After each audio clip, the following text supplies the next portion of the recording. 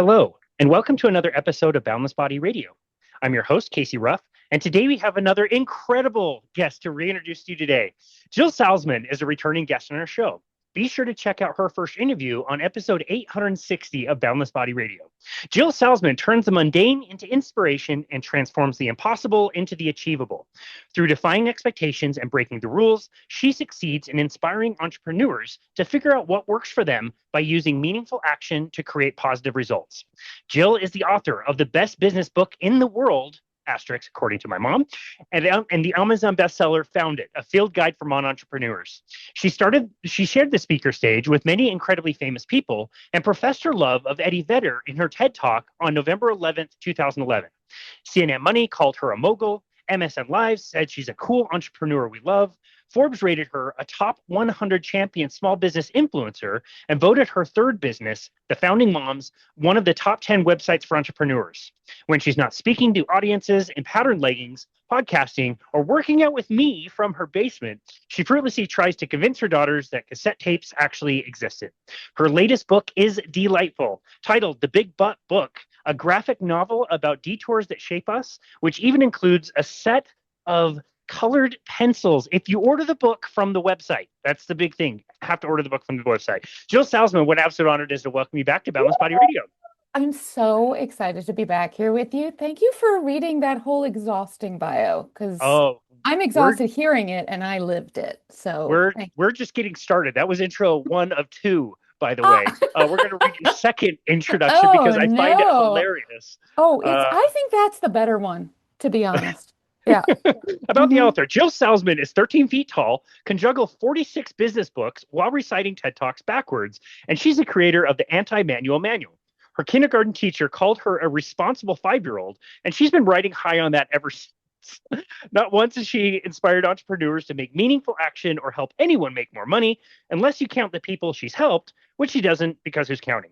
Jill hasn't written best-selling books or shared the stage with Richard Branson, Sheryl Sandberg, or Desmond John, because that would be crazy. Does she try to convince her daughters that cassette tapes existed? Every single day. Don't bother going to jillsalzman.com either. Not worth it.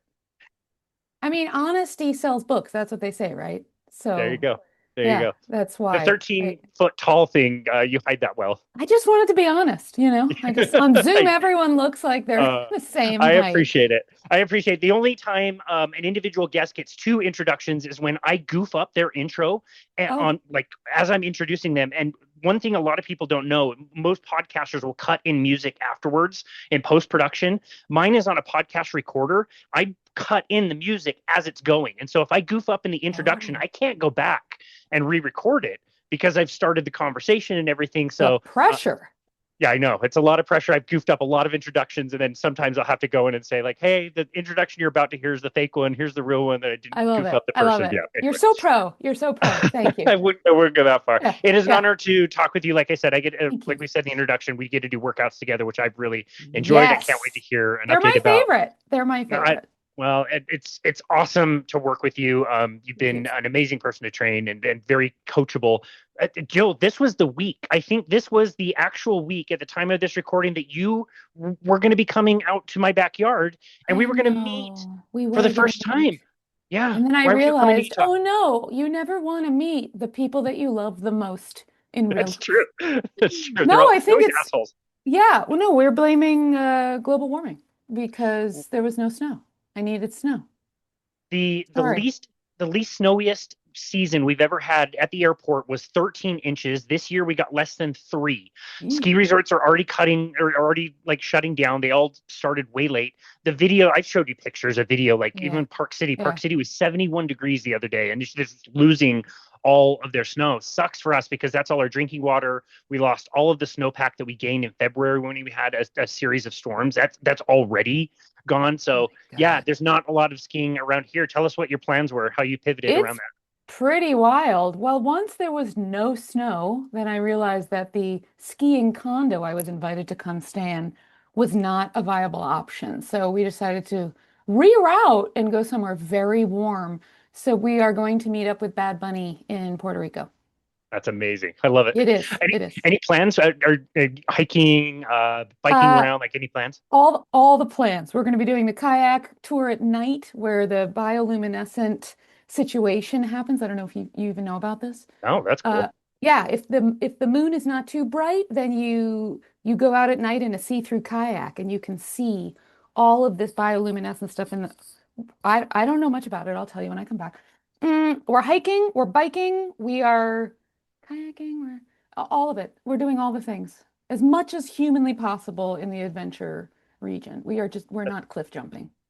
That's amazing. Well, Yeah. that's awesome. Yeah, I would do the cliff jumping either, Yeah. so Mm-mm. not so Mm-mm. much there. Well, yeah, that's awesome. We did have to kind of pivot around your goals. We added some lower body this last off We season did. to you to try to get I'm you ready for still ready skiing to ski. Okay. If they have surprise skiing in Puerto Rico, I'm in Puerto ready. Rico. Yeah, I'm maybe ready. that's a thing. You Yeah. trained so well. Yeah. Yeah. Well, we also a bit of anatomy. Can you tell us what tamborceps are? Oh, I sure can. I've never been asked that on an interview, and I'm a little bit embarrassed. Tambriceps are the areas in your upper arms that you want to grow extremely strong to keep a steady rhythm when you are playing the tambourine. And that There is you go. something I've been working really hard on with you. And That I is think that it is sounds pretty great. yeah. It's a Yeah, proper anatomical term. I mean, you write about big butts, so 100%. yeah, yeah. 100%. Yeah, You're yeah. ready for that question. That's amazing. Tambriceps. I love That's that. awesome. The Big Butt Book, we say it's a graphic novel. Somebody might hear the title, think in their mind what a graphic novel Oh, could yeah. could be. Could be Um, pictures of. could be pictures of. Before we go back and kind of get your story about why you thought this book needed to be written, can you tell us a little bit about the style you chose? What is a graphic novel, and why this book is so different? Yes. I would love, thank you for asking me that because that is pretty much the foundation of why I came out with this book. I have written two books previously and thought, wow, they're filled with so many words and no one reads anymore. Also, I find that in the coaching industry, a lot of us take it very seriously. All coaching books are written with such gravitas. And I thought, what is a good way that I can convey to my clients? We're going to have a lot of fun. We don't need to be so serious. I know we're going to talk about your business, but business does not have to be boring. And I thought the best way to do that would be to not only make it a graphic novel, which, like any, I don't know, Marvel comic book you've ever read, same style, but I knew that I would be printing it in black and white on Amazon, not in color. So I thought, oh, this could also double as a coloring book, which everyone needs right now to calm themselves down. So it serves multiple purpose. I And love it. yeah, Oh, I have colored one page, which I'll show the audience here in a minute. I have colored one page, and that's, I I loved it. It was calming, but I thank put it you. off and put it off and put it off for the exact reason that you put it in the book. I don't feel like I'm accomplishing anything. I could be doing something busier. If I'm coloring, I'm not listening to a podcast at 2x the speed, which I do all day, every day. You know what I Yeah, mean? Like that yeah. actually got me to like settle down and actually take a second to just. I'm just here to color. I love that. And I love that you did. Thank you for doing that. I didn't want to make a heavy duty book, but I wanted to collect all of the buts that I've heard from my clients. But I don't have enough time, but I don't have enough money, but I don't have enough knowledge. Whatever thing they've made up that stops them from moving forward, I wanted to get into the book in some way, shape, or form. So the overarching picture for folks who are listening and haven't read it, there are five different characters, each of which is sort of an amalgamation of a bunch of butts that I've heard. And so they each have their own personalities, their own problems, their own fears. And then at the end, they all meet up at a conference. And silly things ensue. But everybody I know that's looked through it or read it or colored a page finds some character that grosses them out because they email me and say, Jill, I'm that one. Yeah, Yeah. that happened to me. Yeah. Yeah. As Sorry. fun and silly as it was also like, oh, I'm so triggered by this. I don't want to do this. I resist it so hard. Oh, sorry. Well, the title Yeah, is its own trigger warning. Okay. that's true. So, That so is I'm true. sorry, but I'm not sorry. I know you're not sorry, and I don't want you to be sorry, but it's around very serious things. It can be silly, it can be Yeah. light, but Yeah. also the character that triggered me the most, and we'll get into more details about the book in a second. I just want you to know the character in the book, the very first one, was the one that I read. She was trying to establish her prices. She was trying to follow up with past clients that for whatever reason has dropped off. I I hate it, hate it, hate it, hate it, hate it, No way. hate it. No I hate way. it. Yes, Oh, I will do anything. I'll fascinating. resist it all the time. I Okay. hate raising prices. I've always had Yeah. a really tough time Yeah. setting what should be a fair rate. A lot of people don't understand, like Oh, for a personal trainer, we're doing our session that whatever time that session is the time that it is. But I'm yes. spending the rest of my time learning, studying, shaping, program designing, thinking about Yeah. how this is going to change next time. What are people's goals? You're shuffling all that stuff around. And last weekend is a really good example. I already work 5, 6 days, 7 days a week usually. Last week I took a quote unquote mini vacation. That mini vacation was to a Mm, conference to go learn more stuff in right. person. So Right. again, when I'm thinking Yeah. about setting a price, I'm thinking about just the time without thinking about all the other time in the background to be able to give the biggest value and have the most education for my clients. You know what I mean? But I resist it. I hate Oh, it. oh yeah. So I'm not going to reveal that every single one of the characters in the book is a piece of me. I will not talk about that today. But I will say you're talking about the character whose name is Gregarious Griselda. And I will say I find she exists in everyone that I know that loves people, really social, cares a lot about the clients that they work with, and they don't want to offend people, and they have so much value to provide, but they don't want to hurt you, push you away, demand anything. And I have to say, there are very few people I know who are not gregarious Griselda or weren't at some point in their lives. Yeah. Lives? I said lives. Nice. I'm an Exactly. author. Hmm. Well, I appreciate that, and again, I'm glad you're not sorry because it's something that I need to continue confronting and Yeah, dealing with and yeah, working with.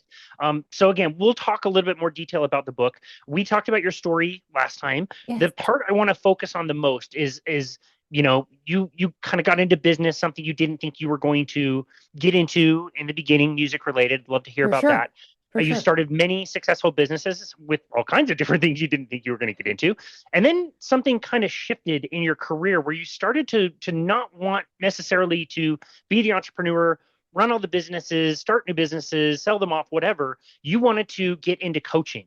And as I've been preparing for this episode, I've been reflecting and thinking like as I know my audience, we have actually a ton of people that are formal coaches that listen in on this stuff and want to get better at it. And we also have people like Robin Dobbins, our mutual friend, who is Yeah. also a coach and a very, very good one. And she's also just trying to make an impact in her sphere with her podcast and with the coaching she does do with her work with Metabolic Collective. And so this topic, I think, is so relevant for all of us trying Mm. to make an impact, influence somebody out there, steer them in the right direction. So again, going back to your own personal story, how did your career evolve from starting businesses, running businesses, to then helping other people out there with the same thing? Yeah, thank you for asking that. It's very loaded and we don't have enough hours to get that thoroughly, but I spent the first part of my career launching a lot of things, and I love how you describe it as though I succeeded at all of them. There were 1,000 fails woven into all of them. But I was sort of doing the trial and error, learn by mistake, kind of beginning piece of my career. And then I settled into this area that was very comfortable for me, I should say, which was helping folks with the very superficial things you need to get better at in a business, the structure of business, like your sales and your marketing and your branding. And I got really good at providing tips and tricks and throwing tips out on Twitter or Facebook or Insta. And I'm saying all of that with a tone because it was all, again, very superficial. And I realized, oh, the juice in all of this, the deliciousness, the reason a lot of us who go into coaching want to go into coaching is because the reason you're not succeeding in the area that you're not succeeding in is not because you don't know how to do marketing or you don't know how to do sales. It's because you have these underlying emotional blocks that are blocking you from moving forward. I'm scared to raise my prices. I'm scared to have my time back. I'm scared to whatever, fill in the blank. And I realized that's the place I want to, as woo as it sounds, that's the place I want to hold space for people and let them sit in it and realize, oh, that's sitting there in the way. move it away with them and sort of light a fire under their big butts and move them forward. Yeah. Yeah. So, Amazing. Yeah, amazing answer. I like when people ask me this question, like, is your business successful? And there's a lot of different ways that you could be successful.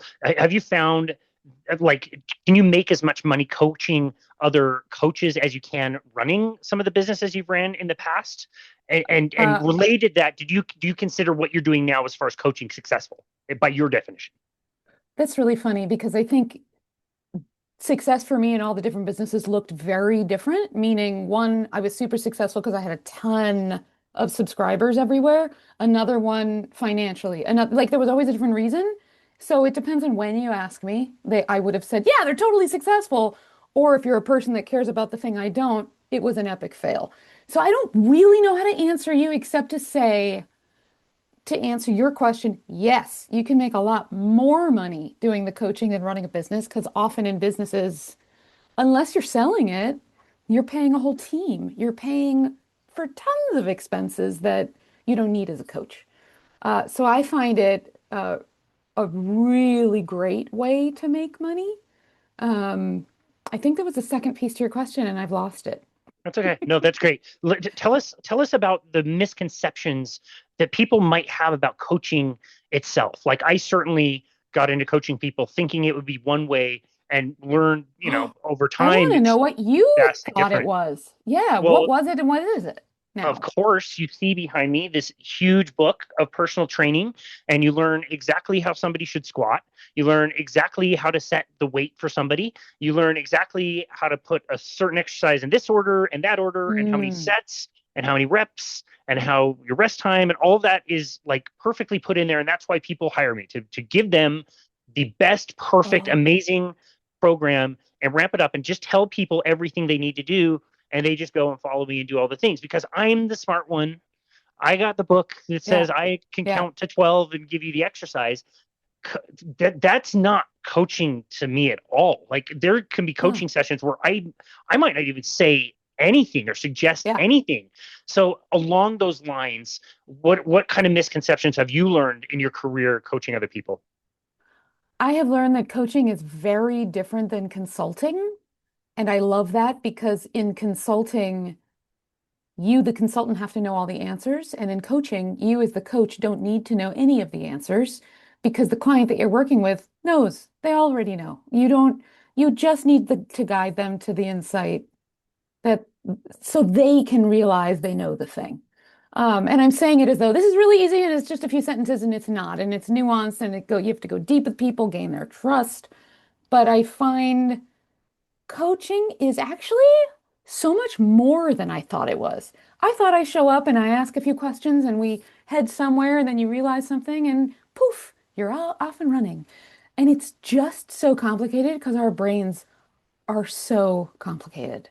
And we might think one thing and you might think it a different way, and then we clarify it. But then you have this other nagging thing that no one would ever have thought was in your brain because of how you grew up. So it's so the brain is really complicated. People's minds are fascinating, and I love digging, Yeah. Well, doing the digging. do you ever have clients who think that you are going to be the one that's going to step in and fix everybody's problems?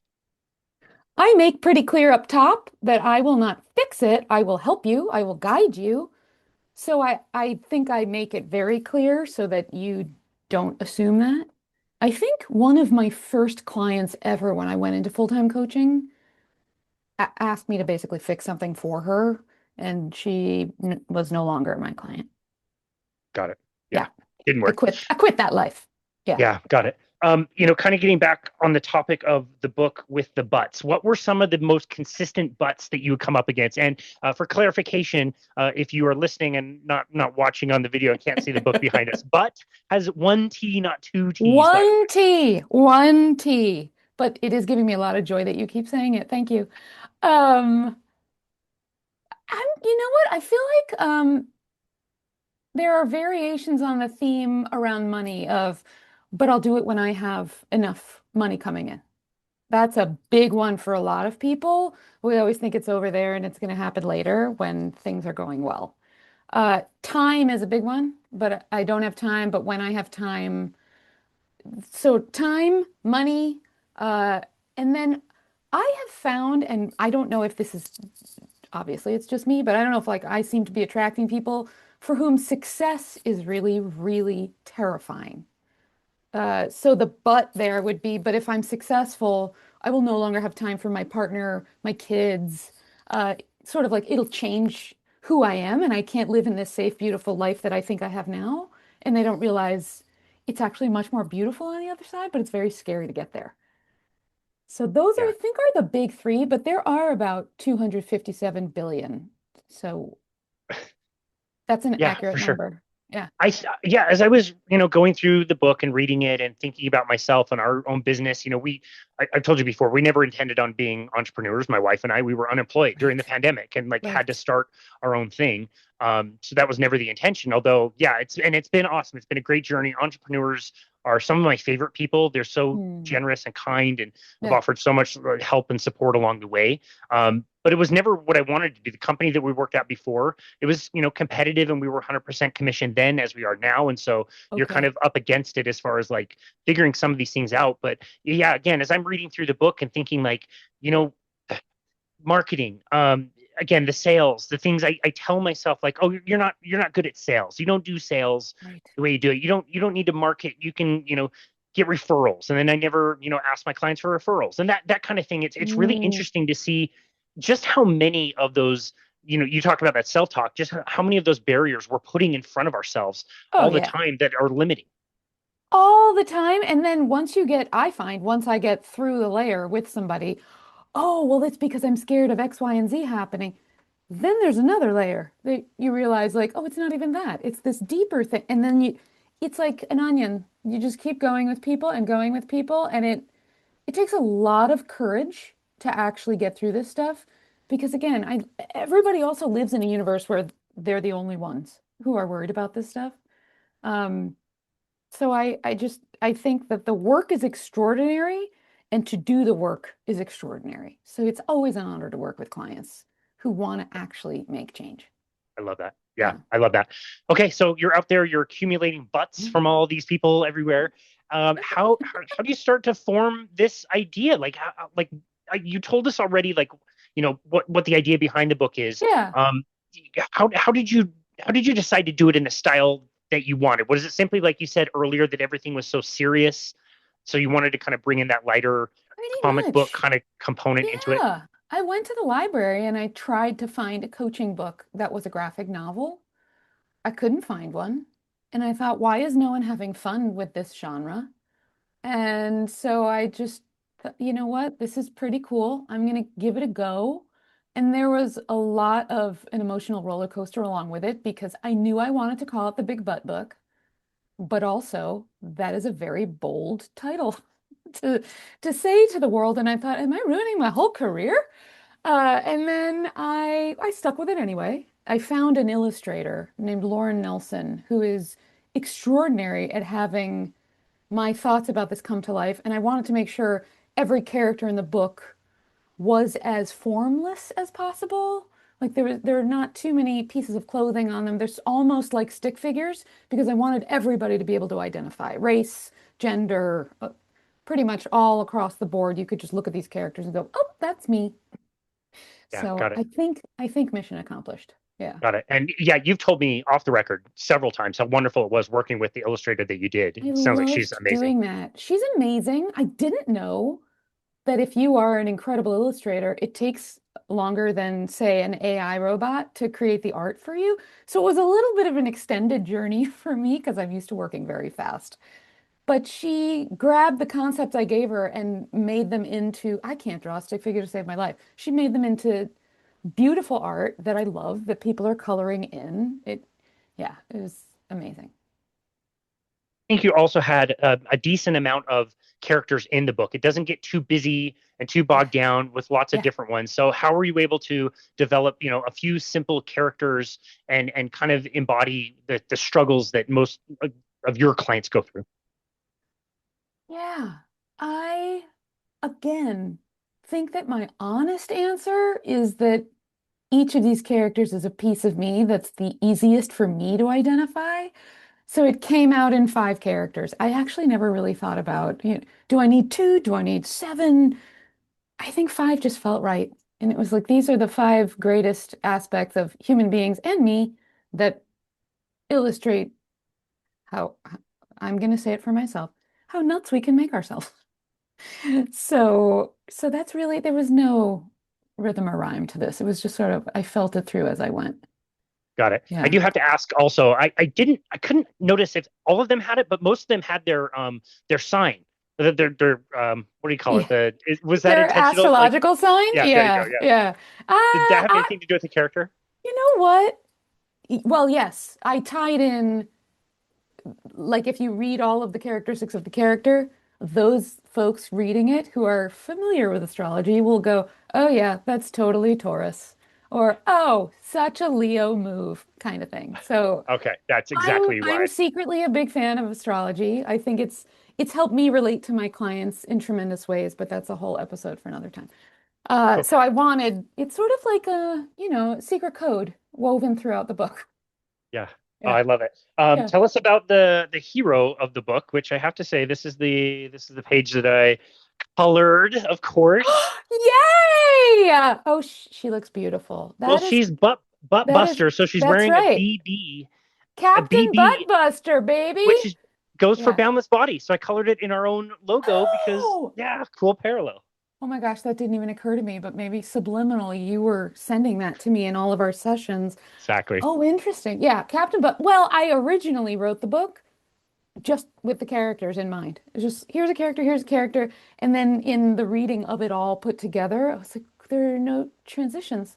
Like, how are we following anything? So I wanted a superhero to show up and sort of come to save the day. So Captain Buttbuster shows up in mismatched socks, and she saves the day every time. Uh, I did color her socks 2 different colors. So I picked Good. up on that. Yeah, I picked up on Very that on part. brand for me. Thank you so much. Thank I you so picked it much. up on that Yeah. part. I hmm told hmm you the character that I related to the most. It gives her backstory. And the different panels and everything. And she's good at business, but she has a really tough time because she looks out and people are not charging what she should be charging for her value. And also like following up with past clients. Like I'll give you an example, a really good example. I was training somebody, a high school student who was in the off season of basketball, having a really good time, really making progress. It was amazing. Basketball season came, and she had to stop the training so she could do her season. Well, Yeah. I would try to keep constant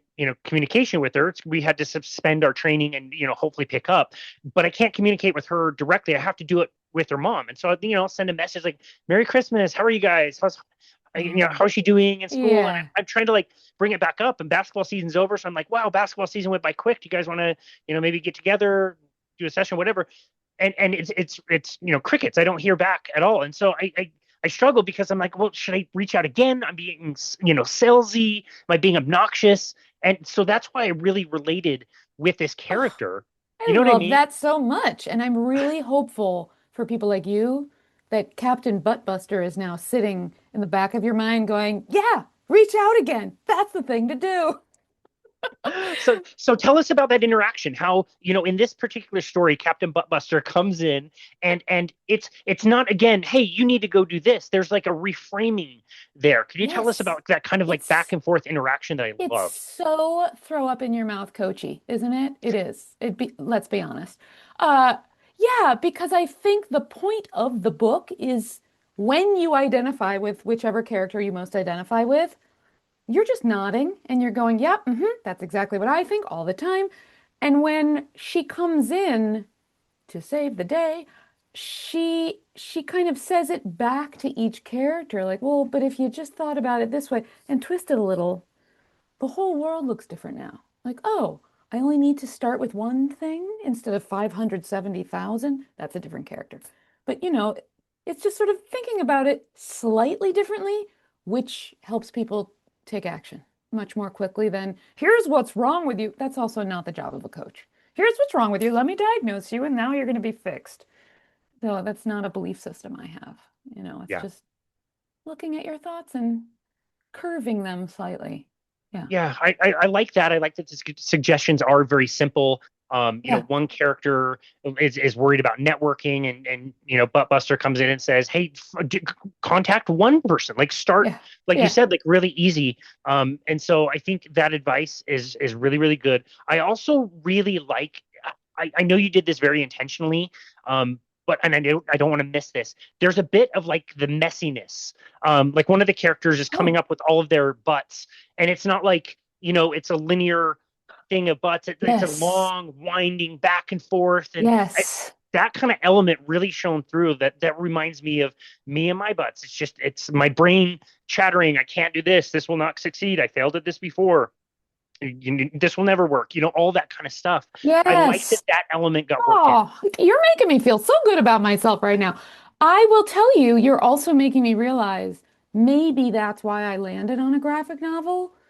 Because if you write in a linear traditional book form, and then I had this but, and then I had this, but it just gets repetitive and it's linear, and that's not how our minds work. So it was easy for her being Lauren, to draw all over the place and show like this is the chaos we feel in our heads, and it's not just a linear paragraph, you know? So Yeah. visually, it's relatable as well. It came off Yeah. really really well, and I really appreciated that. Thank you. Again, it's not like the center of the message, but at least gives it that kind of tone of like I'm not alone in thinking. I'm just like spinning around. Yes. You know what I Oh, mean? It isn't good. linear. It's kind of a mess. Yeah. Okay, so I told you the character that I kind of related to the most. Now, if you don't mind, we're not going to give away the book and talk about every No, character, but that's okay. I is love there a this character that question. you really related to? And maybe, like you said, with businesses, we think that all of your businesses succeeded. Maybe they did or don't. Maybe this is something you're still kind of working on with yourself. Oh, I mean, there's a lot that we're still working on. Thank you so much, Casey.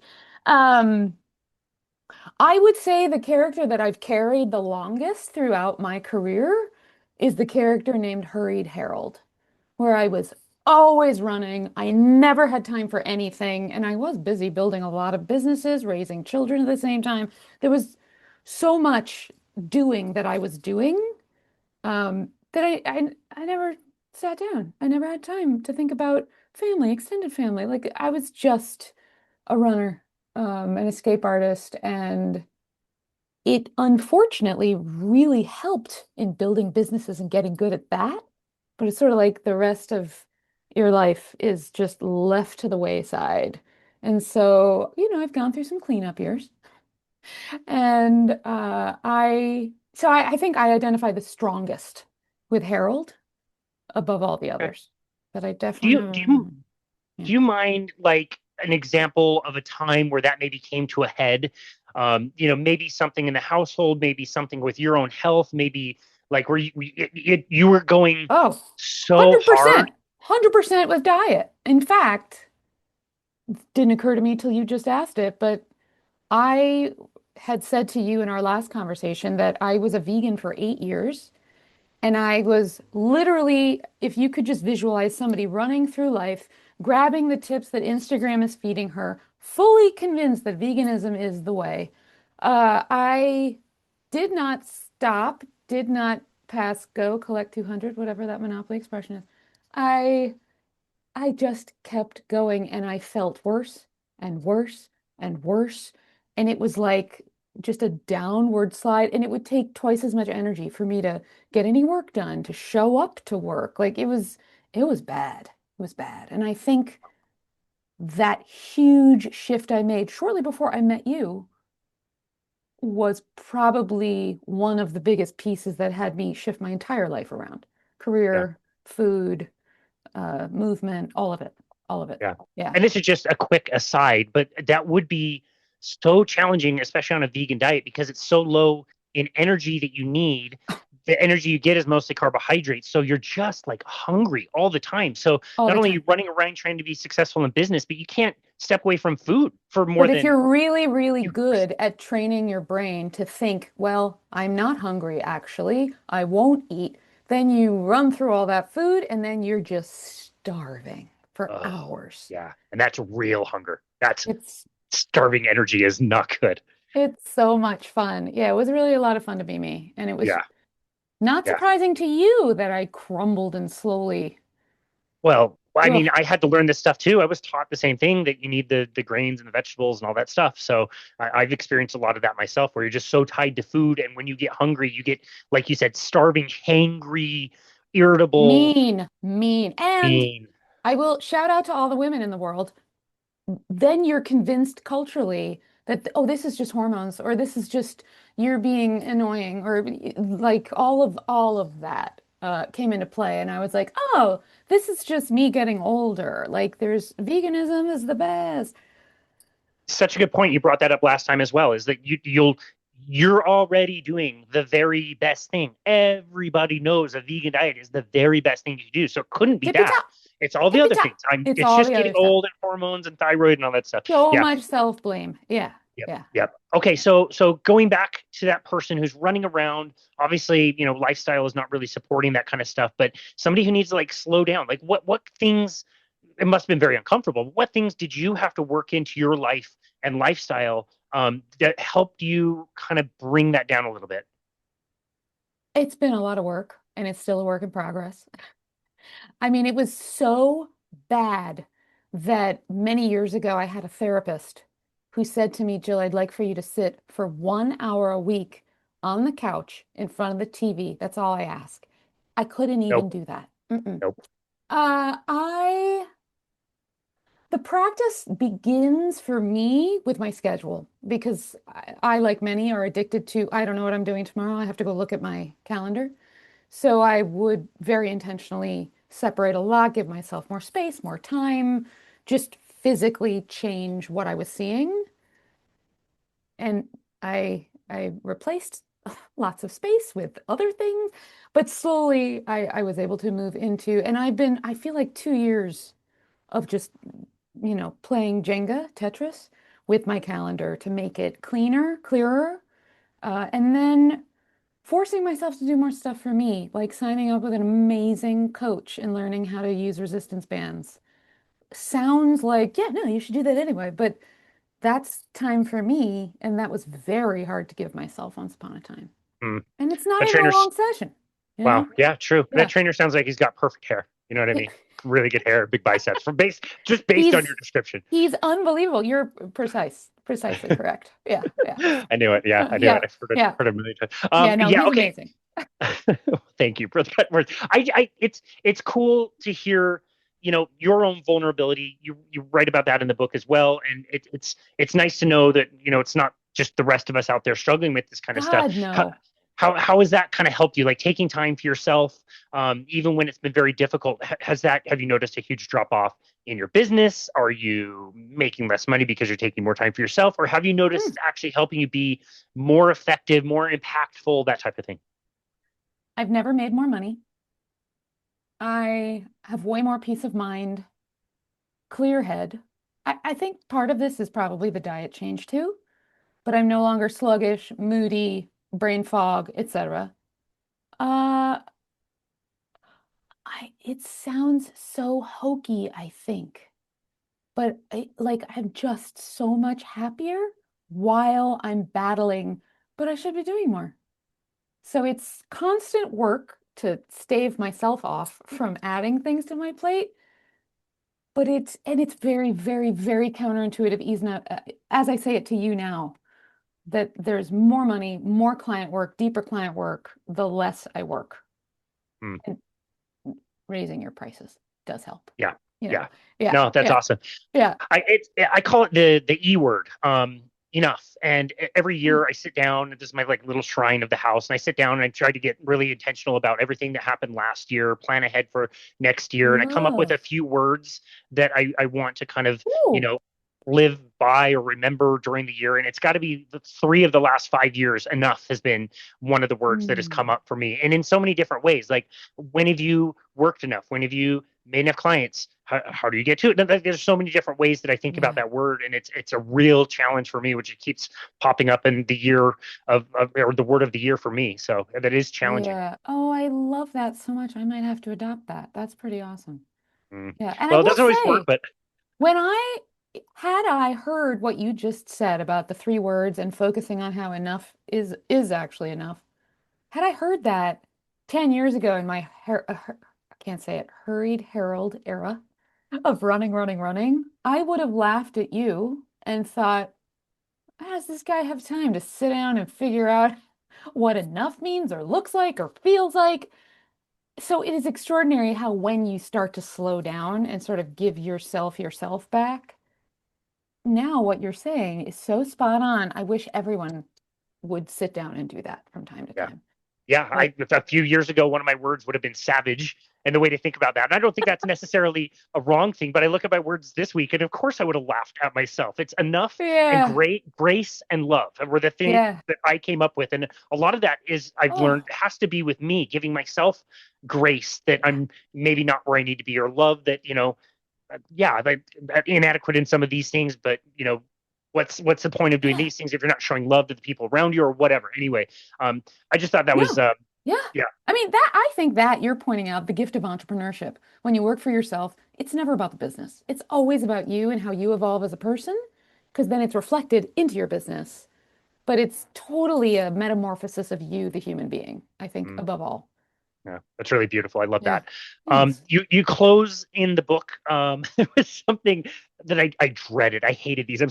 Speaking of being an entrepreneur, I'm so glad I don't work for a major corporation, so I don't have to do Yes. silly retreats and the corporate nonsense. Hmm. But tell us how generally speaking, again, you don't have to give it away, but how do you close the book and kind of loop Yeah. everything together?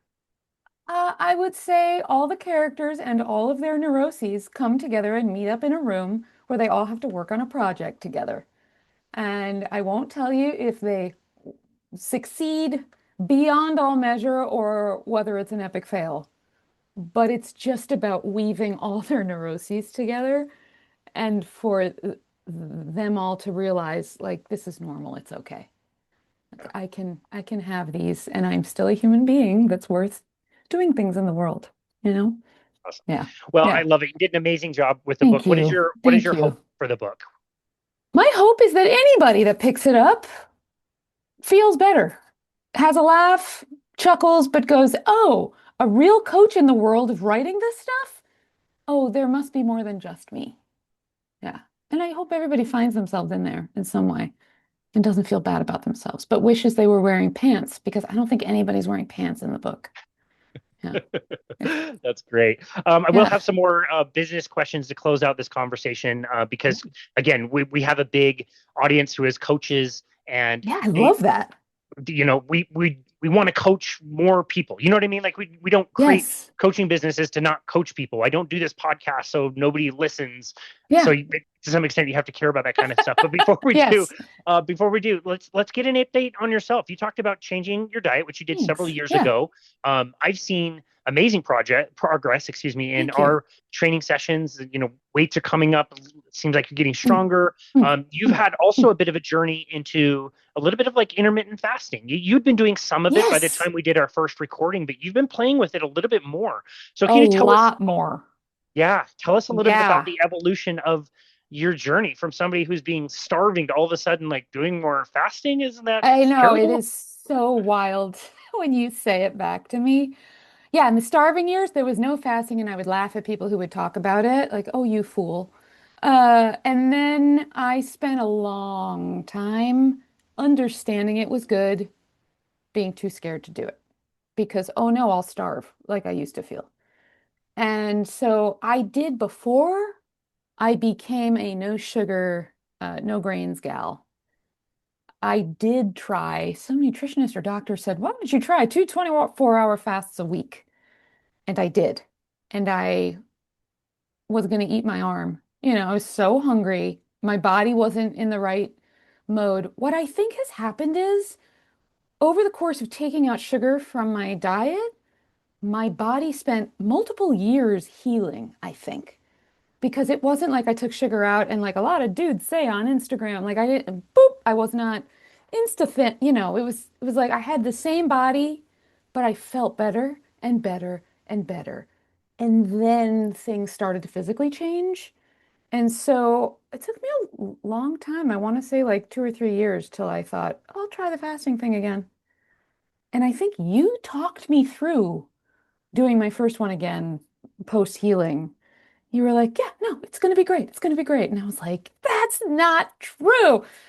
But because of your support, I think, I was able to get through the first fast, and I was like, oh, that's it? So I just started to do it on a weekly basis. And in more recent weeks, I've started to play with maybe I'll do it twice a week because Oh, I can't believe I'm the person saying this now, but it feels so good. Like I feel so great at the end of the day that some fast days I'm like, oh my God, why can't we do this every day? Oh, that's right. We will not survive. Okay. Yeah. it's amazing. Yeah, it completely broke my brain to learn about this stuff. It took me Yeah. using, complicated equipment to measure somebody's metabolism. And people who Right. did fasting had higher than normal metabolism. Like, what is that all about? I had a Yeah. guy, I was training twice a week. We would train on Tuesday mornings, we train on Friday mornings. He started doing, not all the time, but he started doing weekday fasts. So Awesome. literally eating Sunday evening, not eating all week until Friday evening Wow. would be his meal. So 5 days fasted. Wow. He would Yeah. come in on Tuesday. On Tuesday, he would be quite hungry and we'd have a pretty normal workout, but he'd be hungry. On Friday, he would not be hungry and he could lift more weight. Like he would set PRs every Friday that we trained when he was fasted. He's Awesome. lifting more weight than he could have Yeah. even in the fed state. And it's such a trip in our heads that we think like, oh, if we don't It's eat, so weird. we're Yeah. going to slow our metabolism, we're going to die, blah, Yeah. blah, blah. It's like, actually, no, this is what humans are super good at. Like, this is why you store Yeah. fat and you store a lot Yeah. of it. It's pretty cool. You start to feel better and better when you're doing it. Yeah, it's insane, I think even now saying that. Like I can't believe I'm saying it, which is fascinating to me that like embarrassment is attached still after doing it long enough now that I know that it works. I'm not dying. I feel better than ever. It's weird that just, I've spent multiple decades, learning very differently. So this just is weird and wild. That's Yeah. one of the things we have to coach people on. If somebody decides to do Mm, fasting, we might sit down with them and say, like, who are the two or three like really trusted people in your life that you want to talk to about this? And then you probably shouldn't be talking to this about other right. people because there's so many potential detractors out there who Yep. think all those older thoughts, Yep. about it. So it's quite Well, interesting. to be honest, to your point, you, my husband, and me are the only people, except for all the listeners of this episode, who know that I fast. I don't even The, share it with anybody because the millions. the amount the amount of pushback that I would get from the closer circles would be, I don't even want to try it yet. Yeah. Yeah, that is Yeah. definitely a thing. And yeah, it's millions and millions of people know now, including, Yeah. as we mentioned last time, Yeah. Eddie Vedder That's a right. That's listener. right. Yeah, I the remember avid that now. Eddie, I'm so sorry if you have feelings about that. avid Yeah. listener. Yeah. One other thing I wanted to ask you about that I think maybe still does surprise you. It certainly surprised you in the beginning when we started doing strength training. Is we have been doing one session. We've done it virtually, so we still haven't even met in person. We're not meeting in That's person right. for a ski trip. We've done it through Zoom. You've been Yeah. in your basement Yeah. and one 30-minute strength training workout a week, and It sounds insane. I was you were like, like, how are we no, going to that's get anything done? I mean, I literally, to train for a marathon, I'm a jogger slash hopper, not a runner. I would spend hours on a weekend just trotting along on a trail, banging on my knee joints. And I thought like, oh, that's accomplishment is multiple hours of something. So it's wild. It took me, actually, I think I still do it. I was going to say it took me a long time to not count reps. ah, it's a weird thing. It's really weird. Yeah. Yeah. And all my people say I can't count reps anyway, so this is an advantage to me because neither one of us Yeah. has to count reps. I could just watch the time. And so yeah, I love that. Now, subjectively, I know the numbers. I keep track of everything, and so I know, what you're lifting. Your leg Yeah. strength has gotten much better. We Yeah. started Oh yeah. very Oh lightweight, so now yeah. we're My doing much knees don't heavier. hurt anymore. Yeah. Yep, yep, that I'm was I'm definitely a doing it right thing. now. We know the Yeah. sets are going up. So objectively, based on the numbers, I know that you're getting decent results. But what have you Yes. noticed? What have you noticed subjectively, just in your own life? It's been about a year of doing one Yeah. time a week, 30-minute strength training. You're not doing any more than that, to my It knowledge, is besides insane. walking, biking. Yeah. In a word, to sound geriatric, my mobility is great. And it's not like I was walking around going, I don't have any mobility. I'm just more fluid in how I move. I can lift more now. Overall, it just like walking around. I feel stronger. I feel better. Yeah, it just feels good. And that's really I'm all I'm I so, wanted anyway. Yeah. yeah. I'm glad you mentioned geriatric. For example, one of my favorite episodes, we talked to a doctor who is in Australia. She herself is 71 years old, grew up watching Jack LaLanne with her grandma, Yes. and Yes. she works with geriatric patients who are in their 70s and 80s and 90s. Nice. They do the same stuff that you and I do, and they Yeah. get amazing results and they improve their mobility. Awesome. It's so cool It's to know that you awesome. don't need tons of time. You can use minimal equipment. You need to Yeah. be consistent with it, and it should be very challenging. Yeah. But that said, you can get results at any stage of life, Crazy. regardless of where you are. Yeah. And I think knowing a few geriatric people in my life who have lost a lot of muscle and knowing that it's easy to break your bones when you're older, I want to make sure that Yeah. I'll be just fine and Yeah. I can kick your big butt if I need to. Exactly. That Hmm. is Hmm. perfect. Like I said, I wanted to close with a few very selfish business related Yeah. tips. Bring it Uh, on. it would help my business, help anybody's business out there. Like I Yeah. said, we've got a lot of people who are doing coaching. They want to expand. They want to, they want to, improve, get better at it. They want more people to come. You're doing a presentation, which I can't wait to see next month with Yes. Metabolic Collective, where you're going to be Yes. seeing a big group Yeah. of people who, again, they want to share Yeah. their message. They found this type of a diet, no sugar, no grain, kind of a ketogenic diet that has improved their mental health. They want to share Yeah. that and they want Yeah. to share that effectively. So, Yeah. what are some of your top tips for somebody who has a business like this that's mostly service based around? Let's start with marketing. Mm. That's the biggest of questions because there are It's a so many big, avenues within marketing. I guess tippy top of that iceberg is to stay as true to yourself as humanly possible and stop looking at what all the other coaches are doing and what works for that guy and that gal and figure out your voice and who you are because everything else flows from it. And I also would not fight your inclination if you're like, I love Facebook, Instagram gives me the heebie-jeebies, then don't be on Instagram. Like your people are going to find you. Stay true to yourself. Go to the platforms where you feel the most comfortable. And just stop looking at the competition because even if they're doing really well, which is usually not true, uh, you're not going to last. You're going to burn out. It just doesn't work very well if you're copying and it's not feeling good for you. so that's amazing advice. Over the years, I've always wanted to put together something like a product that could run on the back end that maybe somebody Yeah. wouldn't want to do like one-on-one coaching with me and pay for time, but maybe Yeah. they want to do this other program. You spend X amount of money and then this is yours. You don't have as much accountability, but you're responsible for doing it. And I Awesome. I I do exactly what you said. I look around, I see all these other Oh, trainers. There's millions of yeah. them, and they Yeah. all have washboard abs on Instagram, and they're putting these crappy, stupid programs out. And I think I don't want to be one of those, but I know my Well, the value and my worth, and I could create something completely different, and I don't because of the resistance. Well, I was going to say the asterisk to this is definitely look at other people if you go, oh, that's crappy. It's inspiring me to do something better. Then, like, if you're getting the inspiration, watch it and then go do the better thing and Yep. put it out. You totally should do that.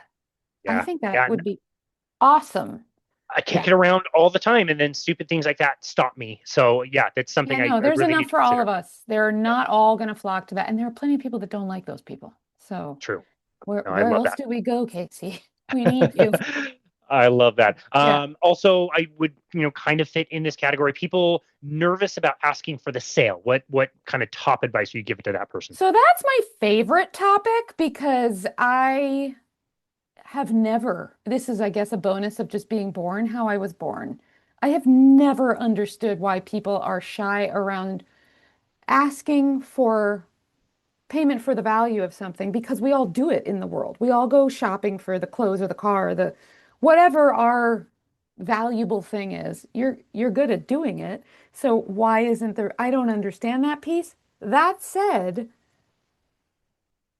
the more you do it, meaning the more you ask people for the higher price, for the bigger money, the more you can practice that while sweating it out, having the dripping down into your butt crack. Like, as long as you keep doing it anyway, I think the mistake a lot of people make is, you know what?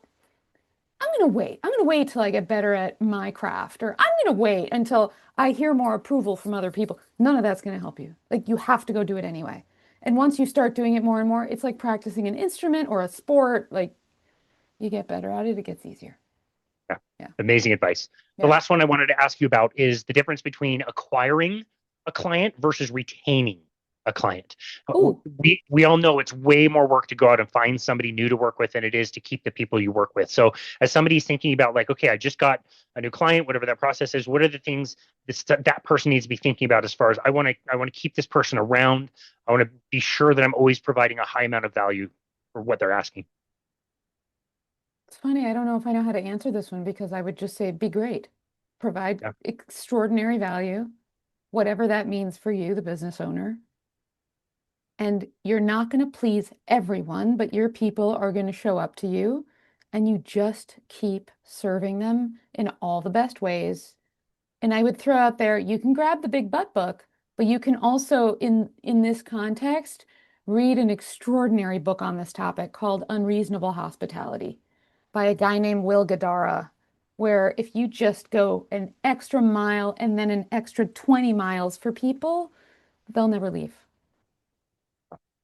Great advice. Yeah. I love that. I think Love you're that. Took already us. doing it, Casey. You're already doing that. I'll have to ask my clients out there. Yeah.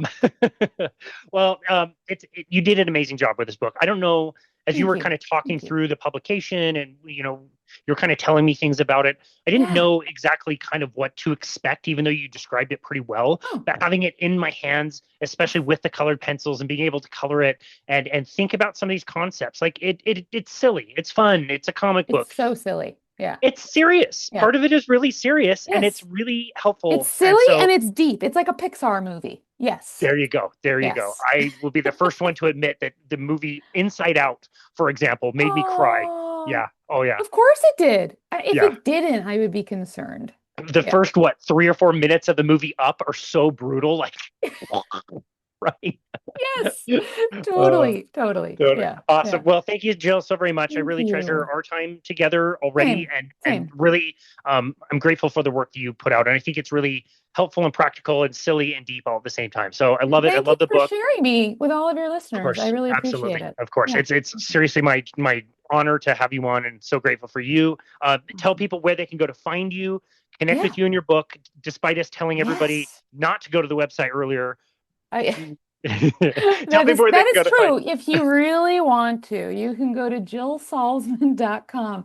JILLSALZMAN.com. Do you like how I couldn't really come up with my own name? And you can go to jillsalzman.com/buttbook. But it's just one T to get a copy with colored pencils. And I would love to hear from anybody that is listening.